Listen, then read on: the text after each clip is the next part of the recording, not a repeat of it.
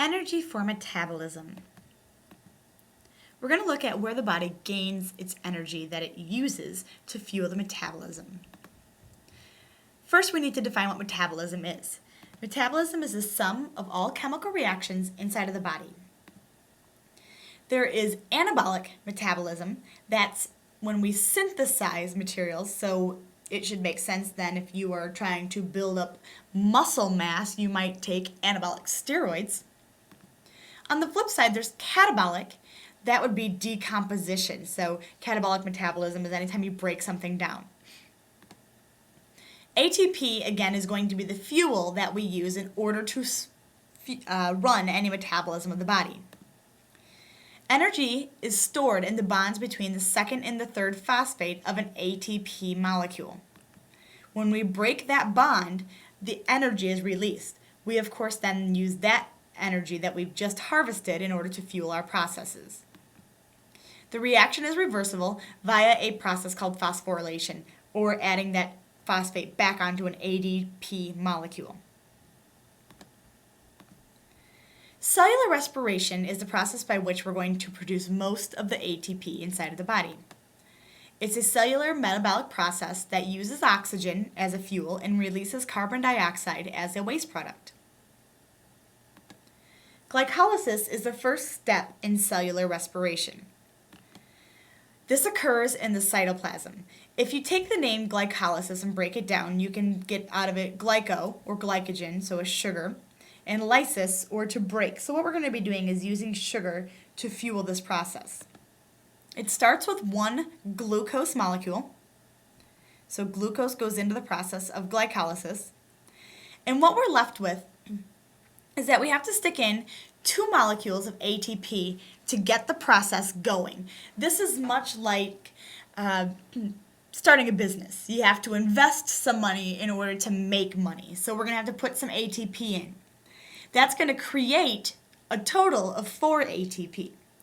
So now our net gain, or what we end up with in our pocket, so to speak, after the process of glycolysis, is 2 molecules of ATP, because remember, although we created 4, we had to spend 2, if you will, to get the process going. So we have a net gain of 2 ATP, 2 NADH molecules, and if you can just sit tight on the NADH, I'll tell you what they do later.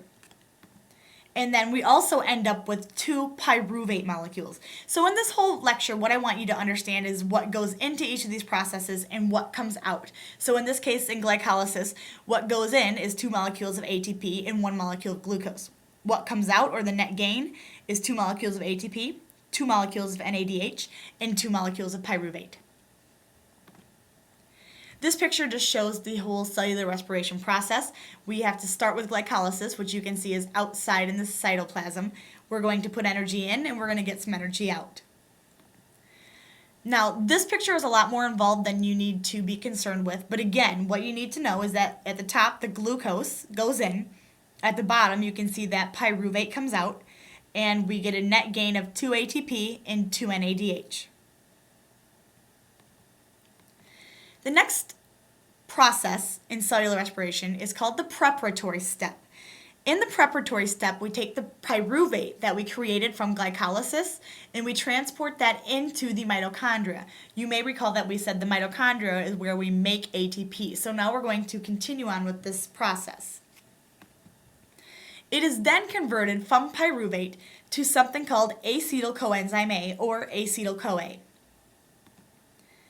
In the preparatory step, we're going to end up with a net gain of 2 NADH. Again, taking a look here, we take the pyruvate at the top that we created from glycolysis. We enter that into the mitochondria. That gets converted into acetyl coenzyme A, and we get a gain of the NADH. The next step is something called the citric acid cycle, sometimes also called the Krebs cycle, depending on which textbook you're reading. Acetyl-CoA that we created in the preparatory step now is going to enter into the citric acid cycle. So acetyl coenzyme A goes in, 7 reactions occur, and our net gain at the end of this is 6 NADH, 2 FADH2 molecules. Again, NADH and FADH2, we are going to cash in, if you will, for energy later, so sit tight on those still. And we also get a gain of 2 ATP in the citric acid cycle. Here's a picture showing you the acetyl coenzyme A going in. We have a cyclic 7-step reaction taking place, but remember, I only require you to know what goes in and what comes out. The electron transport system is going to be the last part of this. What we're going to do now is we're going to take electrons and we're basically going to pump them to one side of the membrane of the mitochondria. When we do that, we're going to create a gradient. As those electrons flow down their gradient, they're eventually going to create ATP. So let's explain this. What we're going to do is take the NADH and the FADH2. They're going to release their hydrogen ions and high energy electrons to the transport protein. So there's going to be some proteins in these membranes that are going to transport the hydrogen ions and or electrons across the membrane. So once those electrons are transported across the membrane, we're going to create a hydrogen ion gradient. So we have lots and lots of hydrogen ions on one side of the membrane versus the other side. The hydrogen then moves through a protein called an ATP synthase channel. Remember that anything ending in ASC is an enzyme. So in this case, the ATP synthase channel is going to be an enzyme that creates ATP. So if you look at the bottom left of the screen, you can see that NADH is going to release its enzymes and hydrogen ions to one side of the membrane, no different than FADH2 is. What we're left with are NAD and FAD. So those molecules transfer, and now at the top of the membrane, you can see that there's a hydrogen ion concentration, more hydrogen on one side of the membrane than the other. And at the very right side, you can see that ATP synthase channel. As the hydrogen ions flow down their concentration gradient from an area of high concentration to an area of low concentration, they supply the energy required in order to create ATP. So the net production of our entire cellular respiration, we're going to have 10 NADH molecules. Each of those NADH molecules can create 3 ATP each. We get 2 FADH molecules. They can create 2 ATP each. And 4 total ATP created. Therefore, if you add that up, 10 times 3 is 30, plus 2 times 2 is 4, so that's 34, plus 4 is 8. The reason I have a total of 36 to 38 ATP to choose from is because there is a step in there that is energy requiring that we're not really going to talk about a whole lot. So depending on which textbook you look at, we're going to have a total of 36 to 38 ATP from one molecule of glucose. That's significant because if you only go through glycolysis, you only create 2 molecules of ATP per molecule of glucose. So getting through the entire cellular respiration process will create a significantly higher amount of ATP. This picture shows you that in glycolysis, we're going to have glucose go in, pyruvate come out, we get 2 NADH, we're going to have the net gain of 2 ATP. Moving into the preparatory step, we're going to have 2 NADH come out of that. Then we're going to have our acetyl coenzyme being created in the preparatory step. That will enter into the citric acid cycle, where we're going to get 6 NADH, 2 FADH2, and 2 ATP. Ultimately, we can get about 36 to 38 ATP per molecule of glucose that goes into cellular respiration. Now, we also can harvest lipids as energy. So triglycerides can be used as energy as well. The fatty acids from the triglycerides can be converted into acetyl groups. Those acetyl groups can enter into the citric acid cycle. The fatty acid tails can generate 16 to 18 acetyl groups. So 16 to 18 reactants or substrates to go into that citric acid cycle. Glycerol can be converted to glucose in the liver. That then would be able to start into glycolysis and go through the whole cellular respiration process.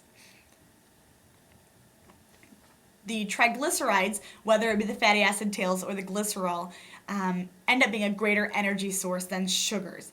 That's your body's energy store. So in times of need, the body accesses fats in order to run metabolic processes, but under normal situations, we mostly use sugars. Protein can also be used as an energy source. Protein gets broken down into amino acids, and then it can enter as pyruvate. So remember that pyruvate is the starting material for the preparatory step. Or acetyl groups, and remember that the acetyl groups are moving into the citric acid or Krebs cycle. This will yield the same amount of energy as glucose. So protein is going to give you just as much energy as glucose, unlike the triglycerides, which will give you more energy than glucose. This picture just shows you where each of the products will enter in. So in fats, the fatty acids can go in as acetyl groups, or the glycerol can be converted, remember, to a sugar and go in through cellular respiration. We know glycogen gets converted to glucose, and that also travels through cellular respiration. Protein, we just mentioned, gets broken down into amino acids, which can enter either into the acetyl groups, in the preparatory step, or into the citric acid cycle.